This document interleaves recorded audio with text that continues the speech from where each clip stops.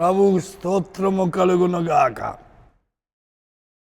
దేవాది దేవుడు మనందరినీ కనికరించి మరి ఒక దినాన్ని ఇచ్చినందుకై ఆయన స్తుతించి ఆయన నామాన్ని ఘనపరచుట ఎంతైనా అవసరమైంది. ఈ దినము యోహాను సువార్త 16వ అధ్యాయము 20వ వచనం, జాన్ గాస్పెల్ 16:20. మీ దుఃఖము సంతోషమగును. Your sorrow will turn into Joy.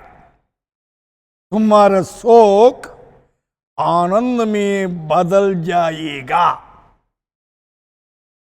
దుఃఖాన్ని సంతోషంగా మారుస్తాడట.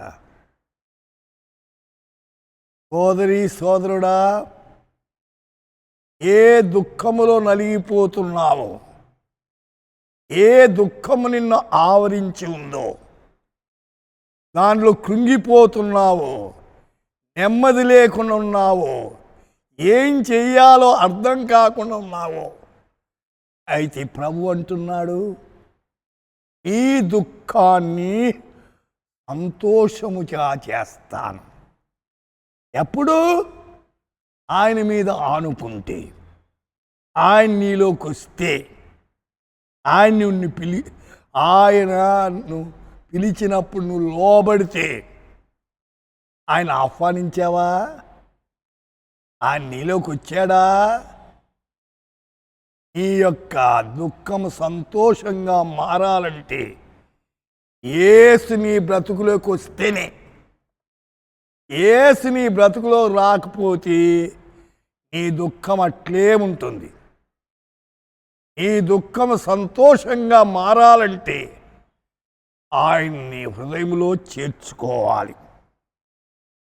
1 సమూయేలు 2వ అధ్యాయం 1వ వచనం, నా హృదయము యెహోవా యందు సంతోషించుతున్నది.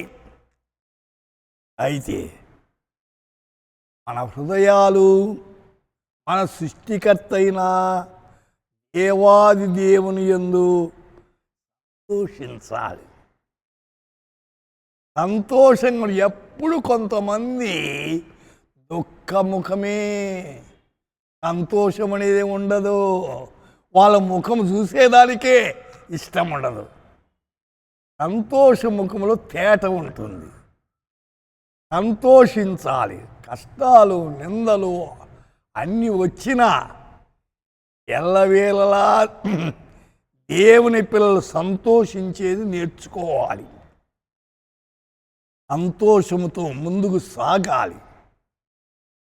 పరిశుద్ధ గ్రంథములోనేమి సంఘ చరిత్రలోనేమి అనేక మంది భక్తులు ప్రాణాలు పోతున్నా సంతోషించారు, రంపాలు పెట్టి కోస్తున్నా సంతోషించారు, చర్మాన్ని ఒలిపిస్తున్నా సంతోషించారు, శిరఛేదము చేయబడుతున్నా సంతోషించారు.